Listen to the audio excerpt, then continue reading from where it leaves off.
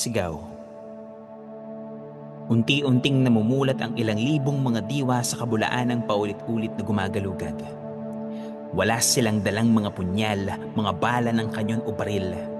Subalit mas matalim sa mga ito ang bitbit nilang mga dalangin at hinaing. Ang sandalan ay pananalig, at ang paglaya ang kanilang ibig na ang bayan ay maligtas sa kamay ng mga ganid na umaaligid para pagtakpan ng kanilang maruming bahid. Ang dating tahimik na mga panalangin ay nagiging sigaw, ugong at dagundong upang ang katarungan at kalayaan ay pumaimbulog. Hindi ito isang kathang isip lamang, kundi minsan na nangyari sa kasaysayan na kung saan hindi sa lahat ng paglaban ay kailangan ng anumang dahas, kundi panalangin at pagsamo ang armas.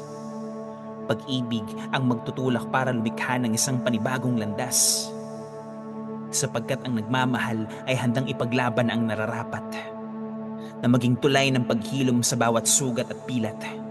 Subalit magpapatuloy pa rin ang mga sigaw, magpapatuloy pa rin ang mga panalangin, na kahit man lamang sa hangin, mabatid ang hangad ng paligid,